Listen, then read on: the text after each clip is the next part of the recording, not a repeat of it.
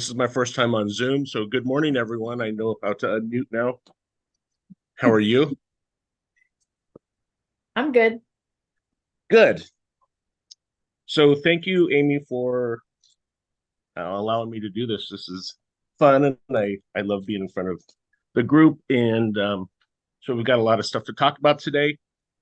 So I kind of wanted to kind of do a hybrid of what we've done in the past and really work on. So from and we have Yolanda here and Parker's here as well. But from the group's perspective, trying to see how many people we have. We have 9 online. Who has taken a listing or who has not taken a listing before? If you don't have your oh, there you go. If you don't have your picture up, you can always raise your hand on your Zoom screen too, or unmute yourself like Amanda did to say that you have not. So Amanda has not. But I want to. And you're going to. I You're doing have the some right people activities. talking to me, so yeah. Yep. And even better, you're talking to them. Mm-hmm. Right. So, all right. So the good part of, I don't know where that came from. Oops. Sorry, guys. I'm having technical difficulties on my side. There we are. Okay, so I'm going to share my screen a little bit. We're going to talk about some generalities, and then we'll dive into some specifics. Is that okay? Absolutely.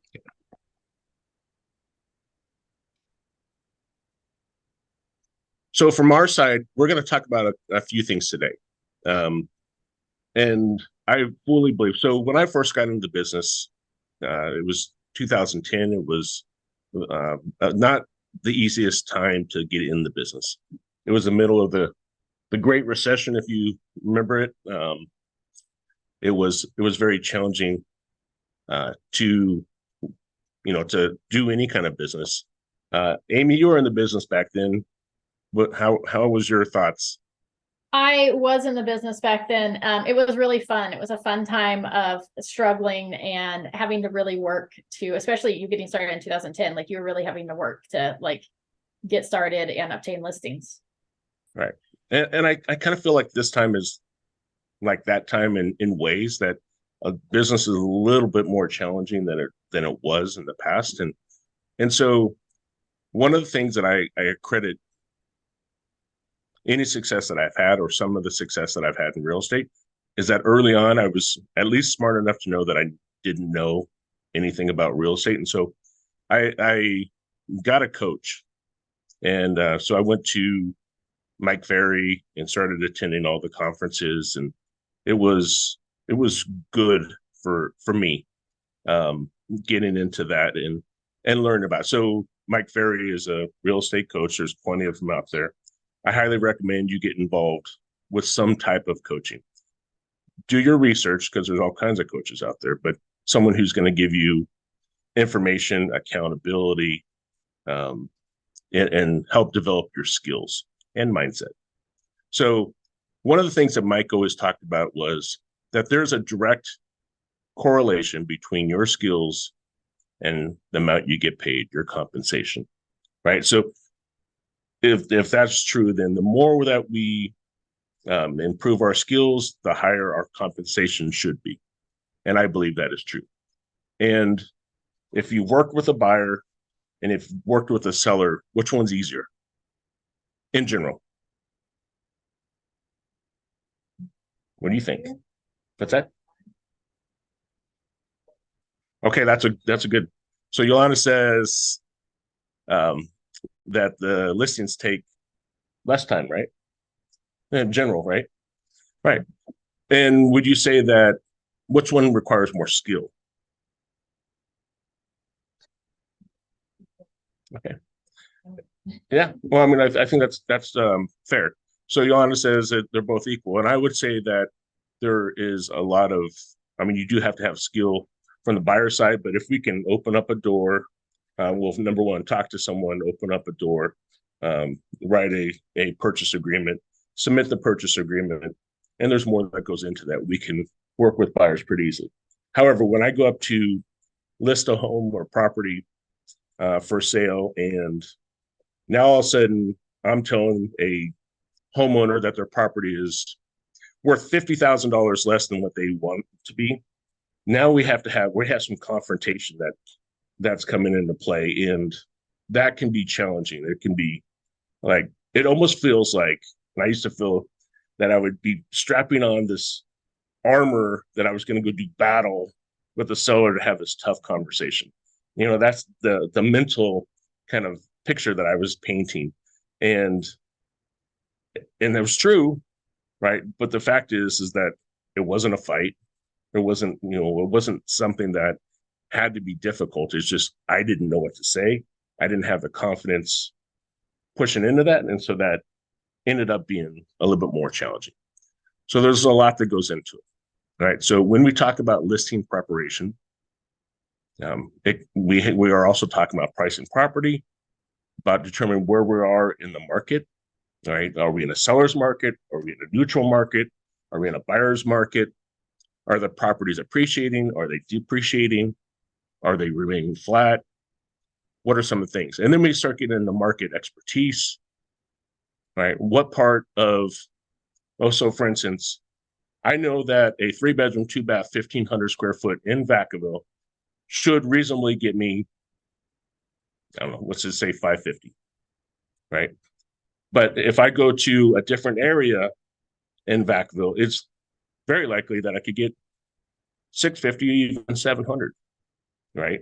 And it's also very likely that I could get 500 or even 475, right? So there's a huge swing when it comes to pricing property and local market knowledge. The other thing we come into play is the mental preparation. So when I when I come to a listing presentation, I usually try to arrive there 15 minutes ahead of time, dressed in a suit or something nice, right? Because I am trying to interview for the job of selling their home. And during that 15 minutes, I will not only go over the material, but I'll also go over my scripts, the things I want to say, as well as, you're a powerful listing agent. You've got this. People want to list with you. I'll give myself positive affirmations. And it sounds silly, but it actually, your brain doesn't know the difference. And so work with and tell yourself that positive information. Once we get to that listing appointment, now we're in their house, normally. We're in their house and we're having a conversation with the seller about their house. So are all houses move-in ready? No, right? No, they're not. Do some houses have some smells? Yeah. Do some houses need some work? Yeah. Do some houses just located in a bad area? Right. So we can say in general that not all houses are created equal. And so when we go into those, our job isn't necessarily to judge them on how they live their life, but really how can we help them sell their home for top dollar? And top dollar doesn't necessarily mean that we're going to sell it for the top dollar that they want, but what the market, right? And I'll continuously go back to what the market will hold, right?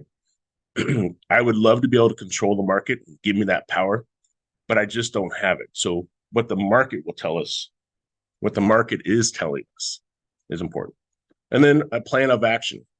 Now more than ever, on both the buyer and seller side, it is our job to really showcase our plan of action, what we do, our value. What are some of the things we can do in order to help them sell their home for top dollar?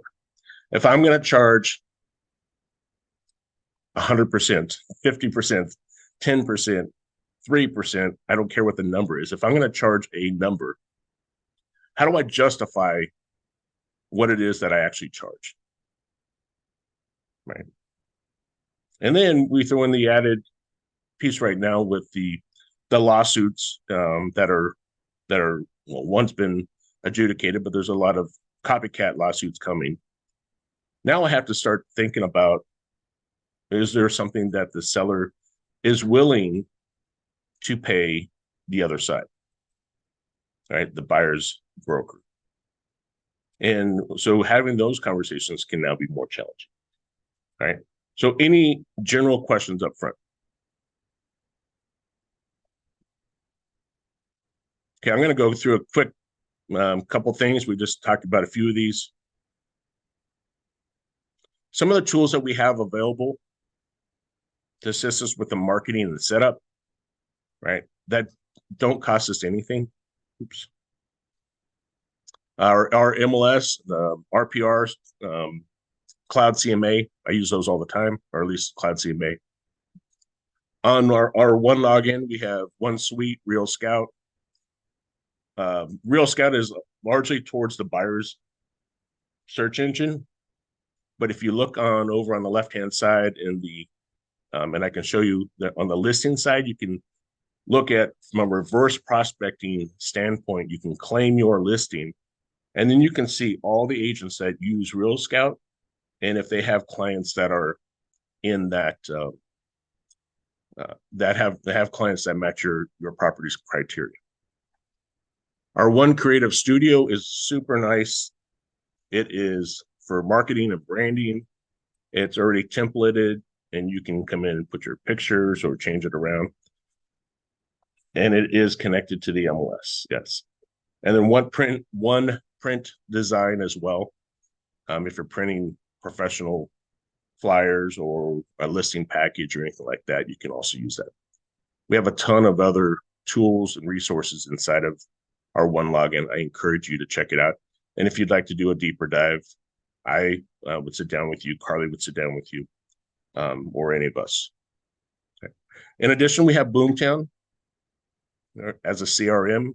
I think using your CRM, I know using your CRM is, and I don't care what the CRM is, but using that will help you in your communication and follow up. We currently have Boomtown. I think in the spring we may be making a change to Follow Up Boss, but I'll let you know as we get closer. Agents in the office. There's plenty of agents in this office that will share whatever they have, right? I was going to talk about marketing, and then Zillow. Zillow has 200 million independent viewers every single month, right? Are our clients on Zillow? 100%, right? And so if that is true, then I think we're past the point of saying don't go to Zillow because they're already there. So then the question is, how do I best prepare my client when they do go to Zillow that we can work collectively or collaborate with Zillow to help our clients get what they're looking for? So we use them. Why listings? Well, obviously greater control of your time. As Yolanda mentioned, right? It probably takes less time to list properties than it does to work with a buyer. Think of, I go to show 3 to 5 properties from one buyer. How many trips do I need to go out? Sometimes it's 1, sometimes it's 50, right? Right. And also, the listing agent employs every agent in our market, if you think about it, right? Because they hold the listing. Everyone is trying to view their properties and submit offers on their properties. With that. Obviously, you can handle more listings than you can with buyers. And obviously your sellers or your buyers become sellers, your sellers become buyers. But why not take listings? You know, I think, and as we talked about, there's greater skill required. You have to have some difficult conversations, right? Sometimes we just don't know what to say. And sometimes it's just a lack of confidence. The good part is we can overcome all these things. Right. So as I mentioned, back in 2010, I got into coaching. This is my Bible. I have all kinds of different scripts here. I will share anything you'd like on there. I have a scripted, oh yeah. I have all kinds, and what I used to, I think, follow it very precisely. The scripts, well, here's what I'd say is, the comments I've heard from like Mike Ferry is, it sounds too salesy, and I don't disagree with that. But what I do like about it is that it enables you to have a conversation that there's no fat in the presentation. It's 5 to 25 minutes of a specific conversation that elicits a response from that from that seller, right? And during that time, what's not talked about is that we can then come in and put our own flair into that conversation. So, I'm very excited to get your home on the market and get it sold. You mind if I take a quick look around your property? I knock on that door, automatically we're in presentation mode, right? What do most sellers want to do when you come in and say that? Let me show you around. Who's ever been on a listing appointment and that listing appointment lasted 3 hours, with 2 hours of those being them showing you around the property? Boom, all of us, or most of us, right? So my recommendation and what I was taught is, would you mind if I take a look around the property, around your home there? And then after we're done with our listing presentation, you can show me all the different unique things that you've done. I'd like to look at the property from the eyes of a buyer when they first view it. Oh, okay. Can I meet you in the kitchen, or can I meet you in the family room, or can I meet you once I'm done with that? Most of the time they say yes, right? But you've already done your homework on the property. You already have a price in mind. You're either going to confirm that price, or you're going to either think you need to go up in price or down in price. But that's generally when you're coming into that. So you develop that script. That script will help you. And there, the first part of it is to memorize it.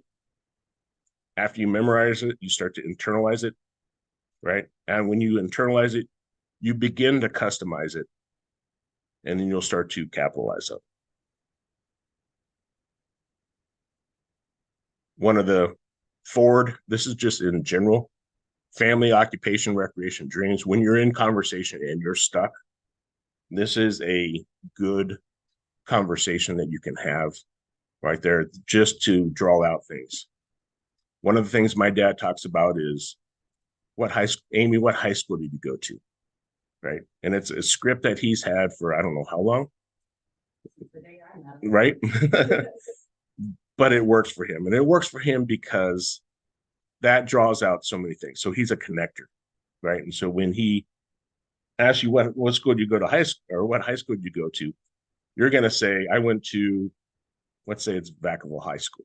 And then he's going to go to Vacaville High School. Do you know this person or this person or that person? Right. And now he creates a connection. And so that is his script that he'll use. And then he'll remember that connection the next time you talk. And so that'll largely be something that he'll come back to in that presentation. Not a presentation, but conversation. So each of us have our own script, whether we know we have it or not. So we go to the listing appointment. There's quite a few things that happen when we come into this. So one of the things I like to do is a pre-listing questionnaire. Amy, do you use a pre-listing questionnaire or anything like that? Yeah, absolutely. Pre-listing questionnaire. You want to make sure we qualify. I'm kind of try to find out as much as we can about it before we even get there. Right. So I think most professionals will say that if I can find out, like Amy said, as much information as possible about the property, I can draw out any objections they may have, right? I can also potentially find out what price they're looking at. Mm-hmm. I can find out condition about the property. I can find out sometimes their motivation. right? And so it's a conversation that we have with our client that allows us to draw that out. So here's a sample of a call that we would make. And I would generally do this 1 to 3 days prior to the appointment. Like the night before is okay as well. But it's a call. So before I come out, there's a number of questions I need to ask you. Is now a good time? So this is the script, and I do vary from this, but if what I say makes sense and you feel comfortable and confident that I can sell your home, are you planning to list with me today at 4 o'clock? That's a pretty direct question. Mhm. Yes, no. Well, I'm meeting other agents. Great. Then my next question, as long as I don't say I'm meeting with other people, are you planning to interview with other agents for the job of selling your home? Yeah, I'm meeting with Amy and Amanda. Well, fantastic. Can I ask what position I would be in that process? You can either be first, you could be last, you could be in between. Amy, what's your preference? Preference should always be first, right? Because then you can cancel the other ones for them after they sign your listing agreement. Yeah, I would generally agree with that, right? Tell me again, where are you moving to? Right, where are you moving to? So I'm upgrading, downsizing, moving to senior care facility, moving out of state, whatever the piece is. What is this going to draw out? It's going to draw out some motivation, right? Well, I don't know. I'm not moving anywhere. I've just wanted to capitalize on the market today. Okay. You think price may be challenging at that? Okay, good. Well, how soon do you have to be there, assuming they're moving? Okay. When I see you, how much do you want to list your home for? Price. And then as a follow-up, as a professional real estate agent, I list and view properties every day. Therefore, I'll assume you list with me and that price will cause it to sell. Is that correct? Direct question again. So what price won't you go below? How much do you owe in the property? Have you ever thought about selling it yourself? Have you ever thought about seller financing? Or do you want all the cash out? Is that coming more relevant today? That question? Can you describe your home for me? Now, prior to us coming out today at 4 or tomorrow at 4, I'll be sending over a package of information. Would you take a moment and review that information? Right. That pre-listing package for me, has the market analysis. It has the contract. It has some disclosures that they'll have to fill out. Normally, I won't include all of them, but I'll include like the TDS and SPQ and those things that they're going to have to fill out themselves. Right. If I have more information, I can include it there. I usually also will send the tax roll information. Do you have any questions for me before I arrive? And then I'll preface, so you know, our meeting should take between 5 to 25 minutes. I look forward to seeing you today at 4 o'clock. Right. So everything is there. It's up front. It's professional. It's on the phone on there. Who thinks they can do that? Yeah. Is it scary? Yeah. Okay. Well, I would agree. Right. In fact, those first couple of questions, if what I say makes sense and you feel comfortable and confident that I can sell your home, are you planning to list with me today at 4?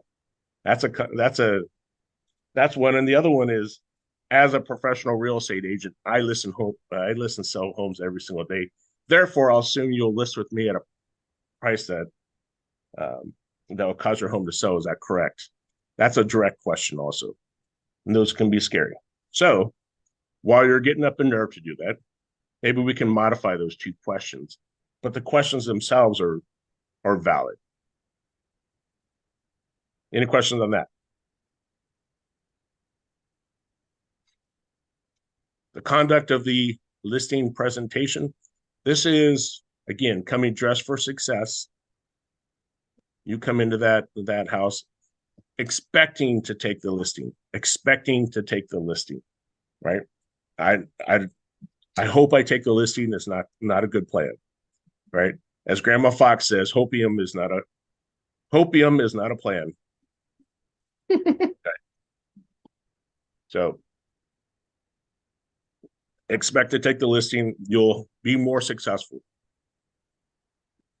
Complete the home tour.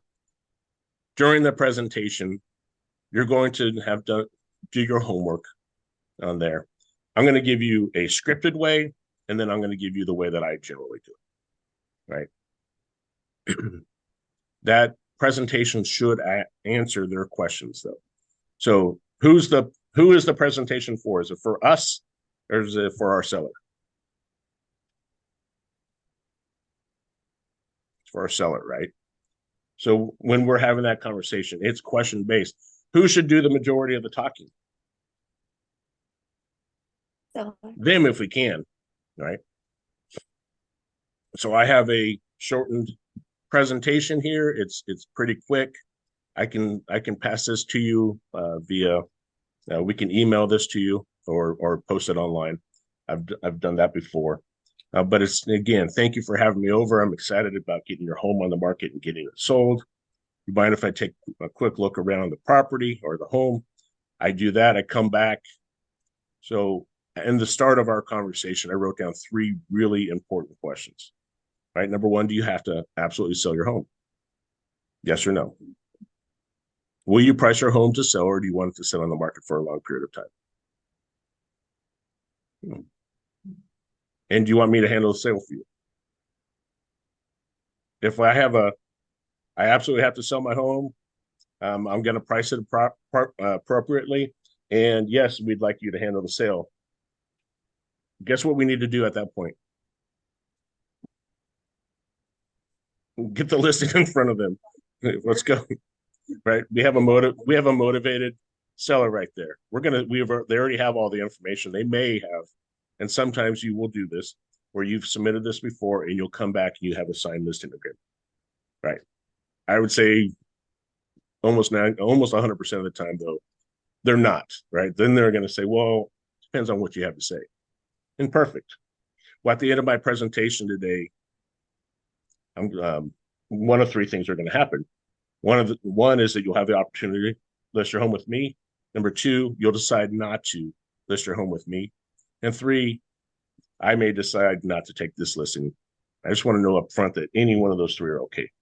So why would we not take a listing? Unrealistic, not motivated, right?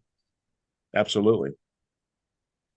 So let's take a quick moment and review some of the questions. So I'm going to go back over the questions that were presented yesterday on the pre-qualification call. So they're going to answer them back. I'm going to repeat those questions to them. Now it looks like there's only 2 issues we need to work through today. Number 1 is your motivation to sell this home, and 2, the price we set on your home. Now I've prepared what we call a comparative market analysis, and there's really 2 parts to this research. Part 1 is what we call, this is kind of comical, but fantasy land, right? It's where homeowners like to list their homes for, and they sit on the market and they just don't sell, right? And 2 is what we call reality. And it's where professional real estate agents and motivated sellers live on a regular basis, right? This is the area where it causes homes to sell. So we just have to decide today where we want to spend our time. The purpose of the comparative market analysis is to determine the value of your home in the eyes of the buyer. Now, do we know how buyers determine value? Yeah. Well, don't most people, when you go to, say, Target, Carly, do you do comparison shopping a little bit, right? So we look at, maybe this is this, but this over here is a little bit cheaper, right? Maybe same thing, maybe there's some different qualities on there, but we comparison shop, don't we? And so I can give an example of that, maybe in a vehicle, but even, depending on your client, maybe it's a department store, right? So we walk through that, and then you can see that if you want to increase your value, either we have to lower the price or add more features and benefits for the same values. That makes sense. Correct. Good. So, Marjorie, are you planning to add more features and benefits to your home? Inside the bathrooms, just to freshen it up a little bit. Paint inside the bathrooms, fantastic, great. And maybe but I wanted to get your opinion on if we should put the money into it or should we just go as is? And how Yeah. does that look? That's fantastic. We can have that conversation. And my general recommendation is that we don't put a dime into something unless we can get a dollar out of it. Right. So we can have that conversation as we go through. Is that okay? Great. Right. So unless you're planning to add more features and benefits, and it sounds like you are, I have all these different properties here, and then that's where I start to look through those properties and show on a basis that they're similar. So same bedrooms, same bathrooms, square footage, or this one's larger, this one's smaller, right? This one has more features and benefits. This one has less features and benefits. And at the end of it, I'm going to go through, this one's either active on the market, pending, and or closed. So it's a process. But the importance of this part is that I'm asking, so Carly, how many bedrooms does this look like they have? 3 bedrooms, right? How many bathrooms? 2 bathrooms, right? What's the square footage right here? 1,500. Fantastic. Right. Now, is this larger or smaller than yours? Larger. Great. And do you know this neighborhood? Have you been in this house? Yes or no? It doesn't matter. Right. And then I go to the next property. This one actually sold. What price did it sell for? How many bedrooms? How many bathrooms? What's the square footage? Have you been in this house? Do you know this neighborhood? Right. So all of a sudden, they're taking in market data and able to justify price in their mind. Right.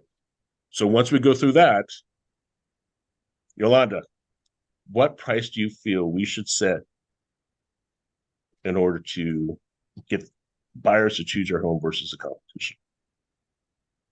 Right. 550,000. That's either good for us, it's too high, or it's too low, right? But either one of those. So if it's great, 550, or it's a range that I think we could sell it in, that's fantastic. Are we ready to sign? Right? No objections. Right. Now, let's just say it's you want to list at 550 and it should be 500. That becomes a little bit different. So then we start to talk about some of our objections. Some of those objections will be as you're moving through it. Wow, 550. Okay. So based off of that, there's a couple. What's that? Go back to what Yeah. we went over. Based off of that, what, yeah. Why do you feel that your home is worth $50,000 more than the competition? This is a model match, and it just sold last month at 500. Right. And the silence actually helps with that process. Right. Asking a question and waiting for a response. And it's a trick. It's not a trick. It's a skill of asking a question. Do this with your family member. All right. Your husband, your wife, your kids. Ask a question and don't answer until they do. Don't respond. And see what happens. It's interesting. You'll get a response. Right. So if we get into a pricing issue, what are some of the objections we hear? What if we go ahead and put it at 550 and then if we need to do a price reduction, we can do that? Yeah. So Marjorie says, why don't we list at 550? And if we need to do a price reduction, we can do that. Is that correct? Well, we can certainly do that, Marjorie. Have you ever considered how that may affect your home sale? They see people, it's happening right now. So It is happening right now. And then we can go depending on her personality style.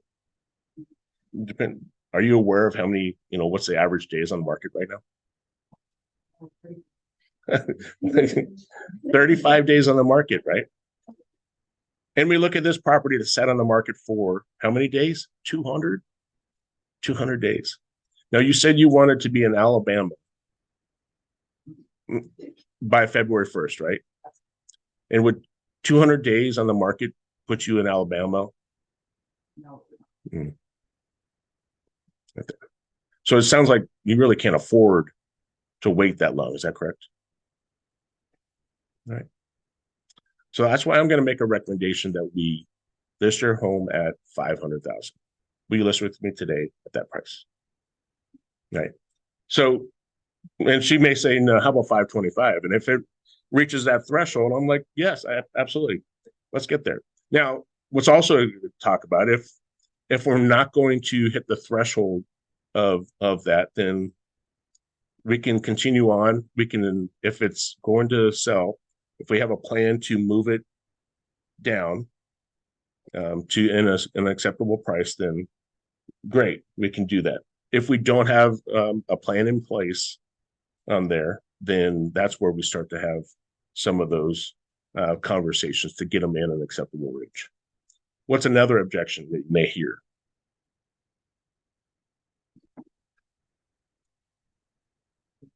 No. Yeah. Yeah, true story, right? My house has better upgrades that are nicer than this other property, right? In the kitchen, it's got all high-end appliances, but they. High-end appliances. But they live in Okay, so let me go off script for a second. Does everyone remember from our licensing test the theory of progression and regression, right? Remember that? So we can have the Taj Mahal in a 1,500 square foot subdivision, right? Largely on there. There's only so much that it'll appreciate too, right? It's not going to appreciate on the same with other Taj Mahal property like, right? And so that's sometimes an issue. We can over improve. And the other thing is true is that we can have a smaller home in a larger neighborhood and it can appreciate faster as well. So those things happen, right? That's part of our business, and really understanding those pieces. But yes, your home has some very nice features and benefits, and I think that's why it's going to attract people to your home. But let me ask you, everyone needs floors, right? And everyone needs a kitchen. And yes, I think we're going to offset some of the value on there, but it may be challenging to get a dollar for dollar return on what you spent. That makes sense. That's why I'm recommending that we list your home at 525 instead of 500, which we would be, right? So we can start to modify that based off of some of those things. Yeah, based off the conversation that you have already gathered. Mm-hmm. But sometimes they're just not realistic, right? I have gas burners in my kitchen, so my kitchen is worth $60,000 more than that. It's just not realistic, right? And that's not, or I have luxury vinyl, in my floor, and it's like hardwood, and so it should get the same value. Well, maybe not, right? But the most important thing is to get buyers into the door. Right. And so, and then talking about that, so what are other objections that you may hear?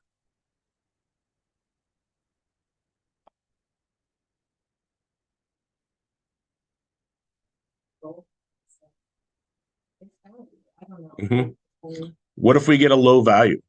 Right? Do we control that? I don't know. Well, that's great. And who's had a low value in their homes or properties? Right? Yeah. Hey, and that may happen on there. I think we priced your property competitively to open it up to the buyers in our market. Right. So therefore, I don't think we're going to run into that issue. And if we do run into that issue, there's a couple of things that we'll do on our side. Number one, we'll contest it with the lender and the appraiser. Right. On the second part of that, though, is we're going to watch out for the offers we do receive, making sure that we have a strong buyer so that we can get you the highest price. Right. The highest price doesn't necessarily mean the list price. Questions on that? How about commission? What do we charge? I'm not looking for a percentage. I'm saying this is an area where you will need to figure out what your value is for selling homes. Right. And I don't care what you charge. In fact, that's one of the benefits of Realty One Group is that you can pick what you charge. Right. But you should have a value of what you are willing to charge and not. Right. Because you're going to put the marketing on there. You're going to be responsible. And guess what? If there's a claim made on this property, who do they come back to first?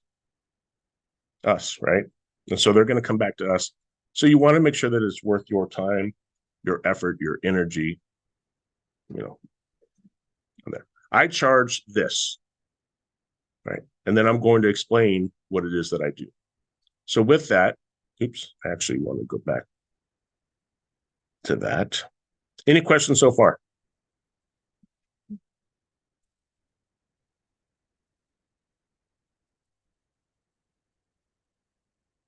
No questions?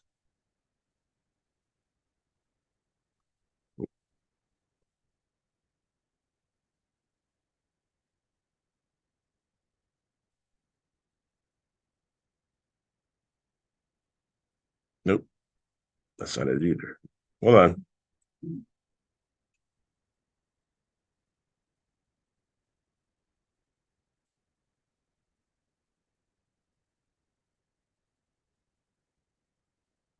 So how do we do this?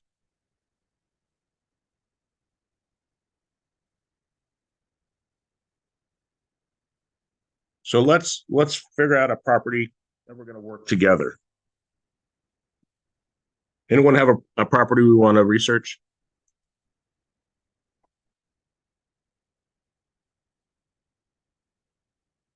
No? Like an active listing, or are we pulling comps? Active listing, something maybe you're working on, something we can work together.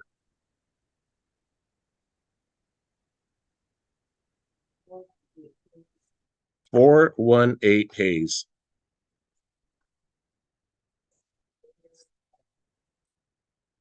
Okay, so that one may be a challenging. Yeah, that one's, I think, yeah. Let's go with something a little bit more cookie cutter. Because I think when we start getting into some maybe specific country properties or multi-use, that may be more challenging.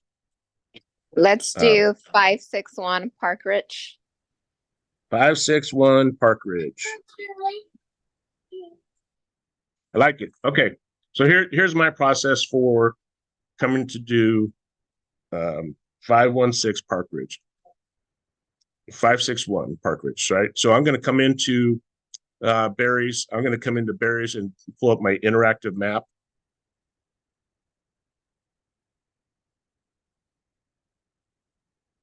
I'm going to type in, 561.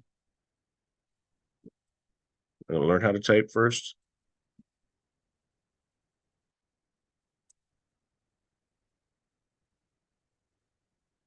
There it is. I'm just going to put a 1 mile marker on there. Generally, the appraiser will keep within that 1 mile. Right.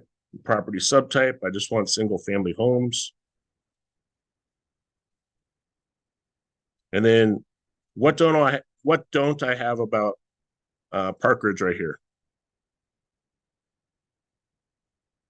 I don't know anything about it, right? So then I go into my tax records. Can you guys see the tax roll? No. So I'm going to go here and then. Now you can, right? 561.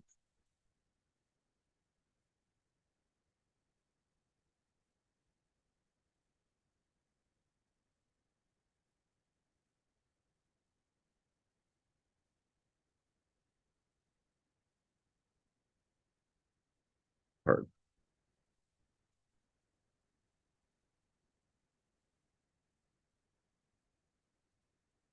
all right, so here's where I start to get some information. I'm just writing it down. It's a 3-2, right? 1505 on the square footage. The lot is 8712 on the square footage. It was built in 1974, right? And then I'll come down to some of the characteristics because square footage is good, but I like the lot acres. And so then 8712 square foot for the approximate lot square footage, but 0.2 acres is what we're looking at. So in general, this is what I'm looking for. Now that I have this information, I'm coming back to my interactive map.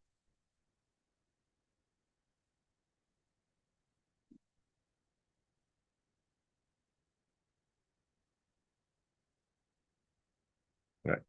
So I will say it's at least 3 bedrooms, but probably not more than 4. It's at least 2 baths. In fact, I think it should be at least 2 across the board right there. And I'm trying to get a group of properties, right? So I'm getting a general idea. I can put in a year because I know across the street is new construction, right? Those values shouldn't necessarily be the same, but I can also just take into that information. All right, so now I can start to look at all of these. So I can take this information, I'm going to here to checked, say check all. And I'm going to close that, and then I'm just going to move my display so I can look at it in a easier format. So now what I'm looking for is bedrooms, bathrooms, general square footage, and then general lot size, right? And if it's active, pending, or closed, it gives me a good idea of where we're at, right? So I can see my competition right here with all the actives within 1 mile, the contingents, the pendings, and closed. All right, so based off of this, I'll start with the square footage. So 1505 is our square footage. Higher or lower? Lower, lower, lower, lower, higher. Right. So here, 496, 500, 500, 490, 545. This one, roughly the same, 555, that's on Fir. Roughly the same on Homewood, 625. These are all this is the competition. 1611 on Landon at 629, right? What's different about this property? So as we start to look at our map, we can probably revise some of that criteria because I think we need to get closer on the age.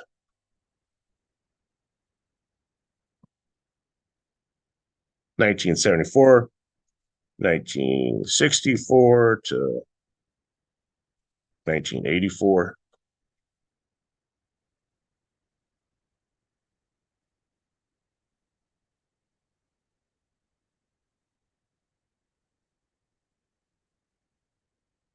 And then who knows this area?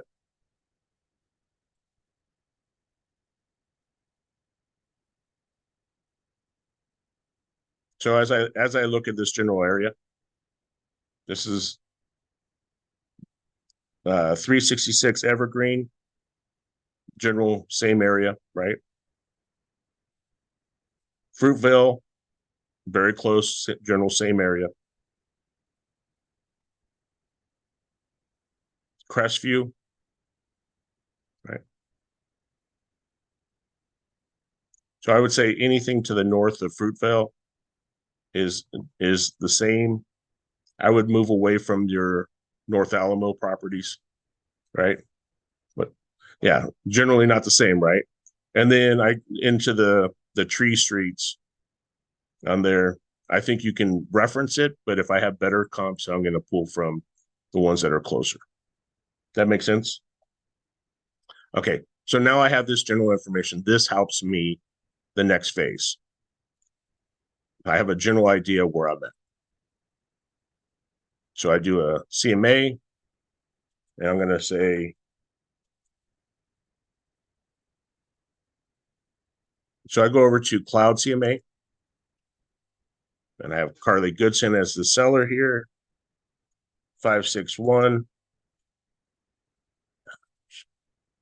my home key.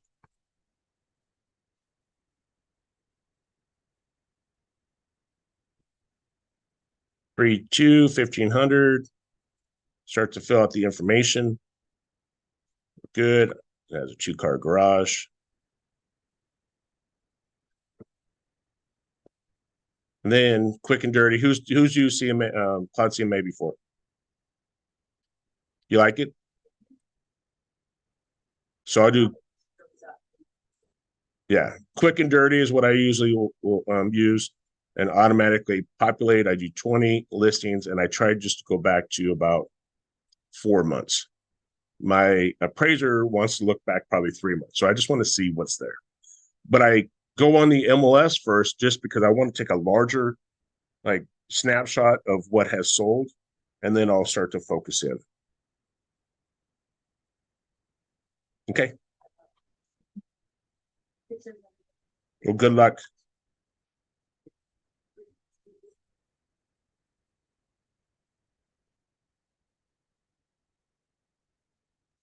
All right, so now I have listings on Cloud CMA, and here's what I do from this part. So I just automatically eliminate properties that I don't want to include. Anyone have the same process or a different process?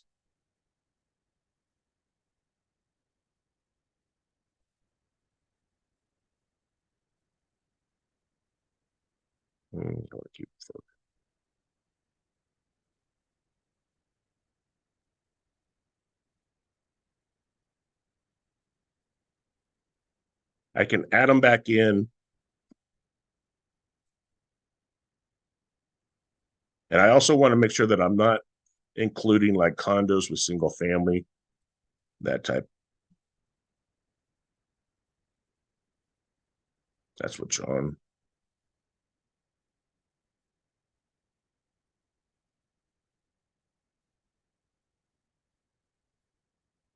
And I kick out some of those outliers right now. All right, 464, we're probably north of that. All right, so I start to develop a picture here. Then I come over here before I even looked at all the different properties. Now I'm going to go through, and we know that our property is 1,505 square feet. I'm going to look at this again. Okay, so now I'm just looking for general picture. So 1,594, I have 2040, it's probably too large. 1,535, good. 1,550. 1,304, but it's on Stinson. That's a condo. I'm taking that out. 1,540, that actually looks a little bit better. Salinas, though. Salinas is in the North Alamo side, right? Market knowledge. 1,256, it could be good, but it's a condo. 1,218, that's 550. That's a nice little price. 1887, that potentially could be good, built in 66, but that's also part of, it's a larger lot. Leaky, so that's new construction. I want to make sure that I know about it, but I don't necessarily want to use it as a comp.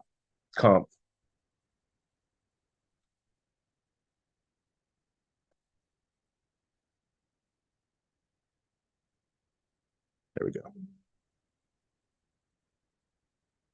So I'm going to take a leaky out as well. Elder could potentially use that. I'm going to try to not include it yet. And I'm looking at a leaky. Those are all new construction. Oh, 561. I'm going to take that off because that will throw our values off. Fifth fur, we got like that.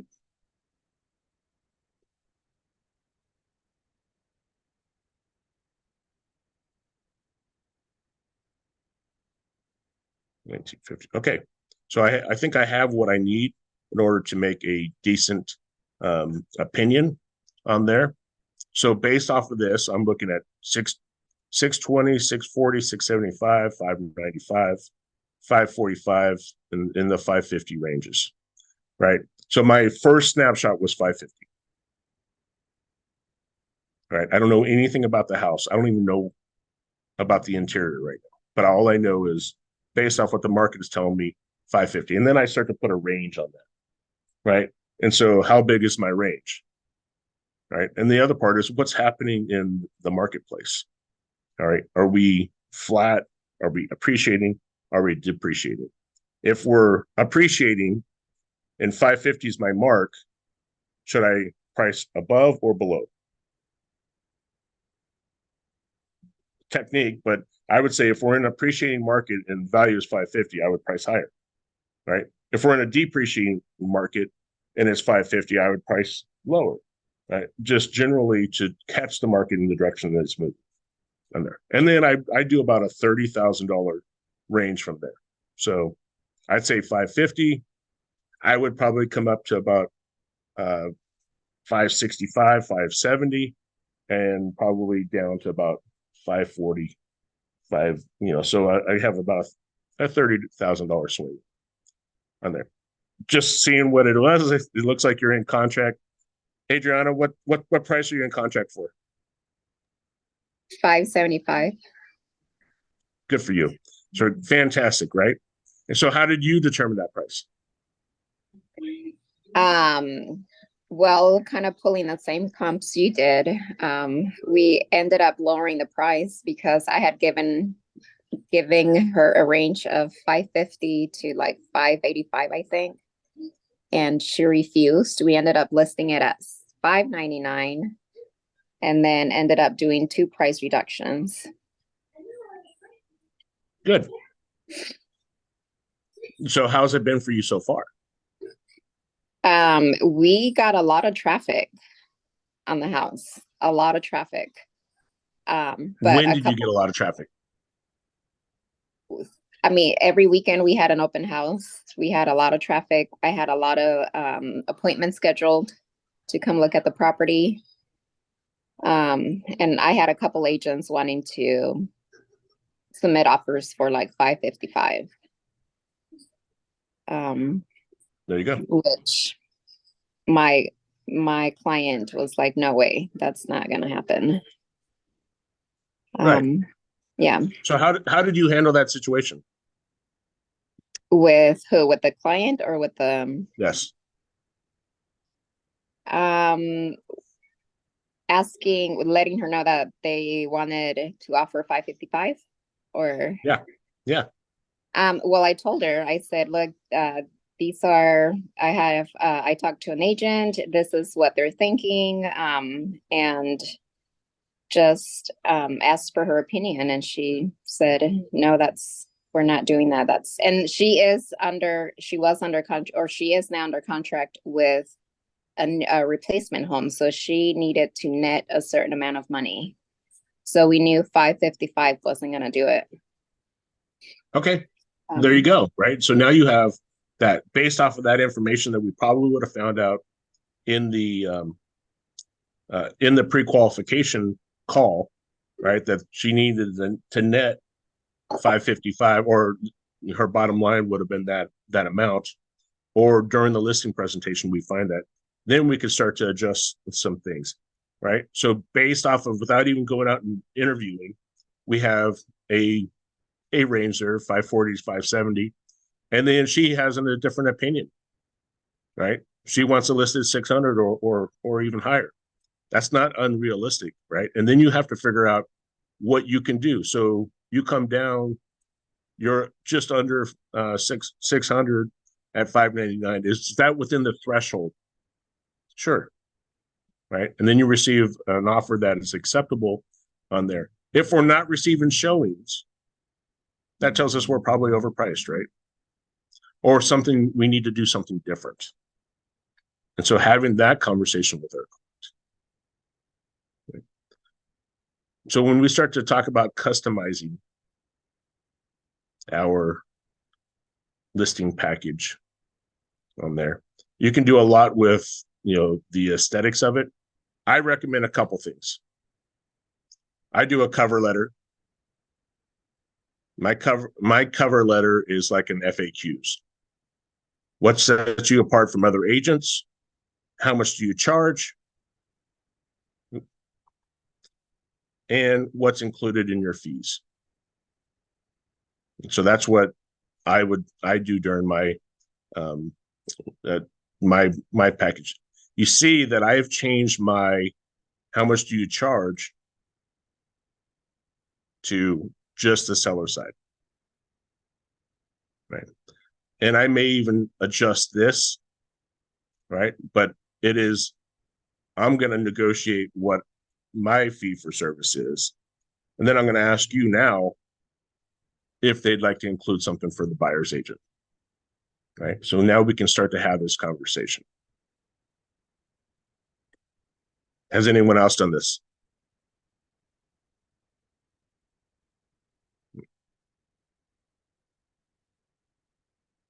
All right. And then I do something, I don't like to spend a lot of time on it, but I do give a general resume of some of the things that we're involved with, as well as that we can, just showing proof that we can list and sell their home. A quick little blurb about the company, right? And then I also do a marketing action plan. All right, what do we do to help their home sell?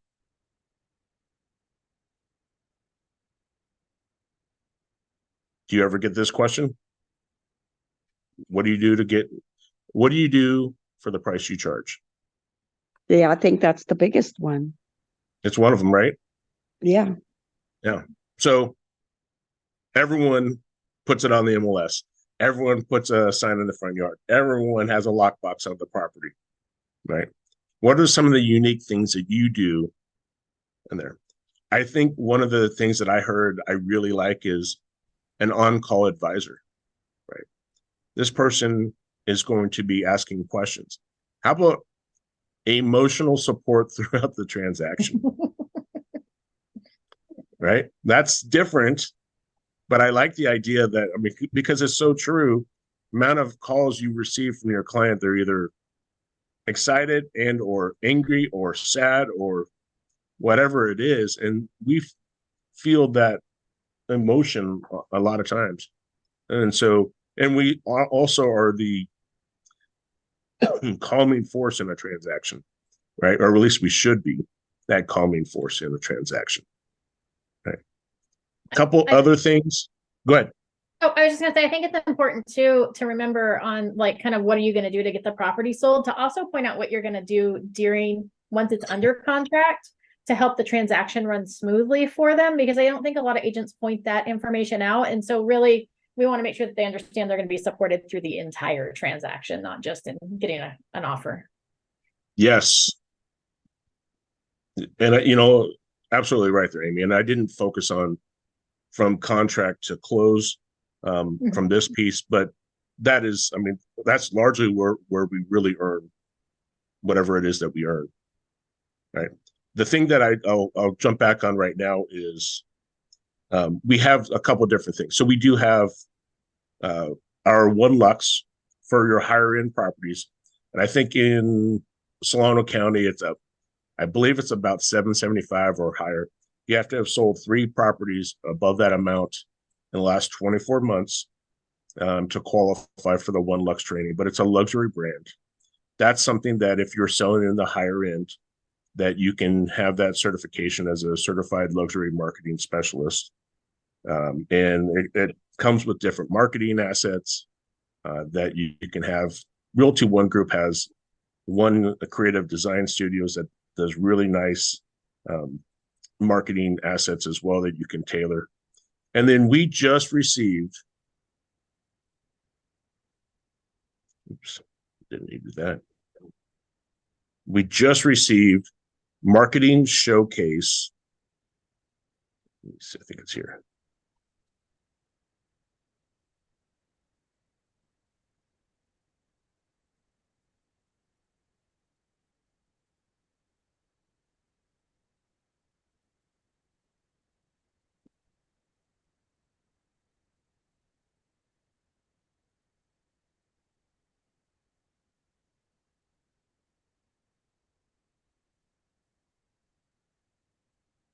Can you guys see Listing Showcase here? Mhm. On Yes. So when we went to Austin in beginning of November, we signed up for Listing Showcase. So this is something we're going to be offering to the office. And this is something that you can help with your clients. This is part of the Zillow owned showing time. But they're offering this now. What it's going to do, and take a look at it, it's just showing time plus a Listing Showcase, right? But it amplifies your the visibility on there. So it has like a little magic mark and says that it's a showcase property. It helps with some of the navigation in the home. So professional photography included in that package, as well as showing you where you're at. They don't have it. So as you're walking through the house, it'll say, okay, for instance, this picture right here, it'll correlate back to the listing itself and say, you're in the living room, focused and looking at this direction, right? And so as you turn, you'll start to see that it shifts with you and gives a more interactive experience for that client. No one else in our market has this right now. So I'm interested, and we have opportunities right now. So if you have an upcoming listing and would like to participate with this, we would love to partner with you for this. We have not rolled it out to the entire office yet, just because it's something brand new, and we'd like to develop it before we expose it too much. There's two parts of this. One is we can have our photographers that we currently use train in to have the technology to implement this, and or we can partner with outside vendors for the photography part of it, to upload it. And that's something that we're working with as well. But if you have a property that's coming up, if you can give us some notice, 2 weeks would probably be good. I would love to experiment with this with one or multiple of our listings. So cool. As far as that, I think I've gone on for a little bit. What questions do we have? Claudia was asking if they can use that on a current listing that's active. Claudia, I don't know. Because it's gonna take it back from, there's photography that needs to happen. So if you have a property that's not moving, and would like to redo the photos and stuff like that, it's gonna come at a cost. But I think and we're still trying to figure out the pricing for that. From like a more listing package presentation. But I don't think you would use it for a current listing right now, unless it's not moving. We want to redesign it. Maciel was asking. Okay. Oh, go ahead. Sorry about that. Claudia also asked how to get access to Listing Showcase. Is it through Showing Time? The app Come that's see on us. the MLS? Come see us. We've already, they're not offering it right now to the general public. Oh, okay. We had to get it at the conference. So Okay, we have access to it. You would be accessing it through our account. okay. Maciel was wondering if you'd be willing to share your cover letter with those that were on the training today or attending in office. Yeah, can I send it to Abby? Yep, absolutely. And then just everyone, make sure you log your attendance today. We'll try to make sure we got your names, but make sure you log your attendance. She'll throw that link in the chat box here in a minute, and then we'll make sure we get it emailed out. And then Ed, if you could just shoot me a text with who's in the office. Certainly. Perfect. Awesome. Well, thank you guys. If you have any questions at all, please reach out if you want to sit down and help with your listing or anything like that. Again, here to help. Super helpful. Thank you so much, Ed, for sharing that today. I think it was really beneficial and some good ahas. Thank you. All right, guys. Well, have a wonderful week, and hopefully we get to see you next week. Amy, are you going to be available next week or need some help? Yeah, I will be, right now I'll be available next week. We don't have our regular training next week because we're moving over to our 12 days of systems and processes to move you from ideas to action. And we already have one little snafu on Monday, but don't worry, it's covered. So I'll be, if there's one that I can't be at, I will probably be pre-recording it so that we can show that as scheduled, just because we have a larger audience invited to that than just the office. So all those will be covered next week. And then we'll move through our holiday season. The new Rev Up schedule will come out starting the second week of January. We're working on that now. Perfect. But I was just going to talk. So I have a couple things I want to throw in there for the larger audience, and I'll work with you, Amy, but business planning, also BRBC training. Yes. And then there's a couple other natural hazard. It was a Disclosure Source has a new disclosure coming out. I told her we'd contact her in the early year, and there's probably a couple other vendors that we can include.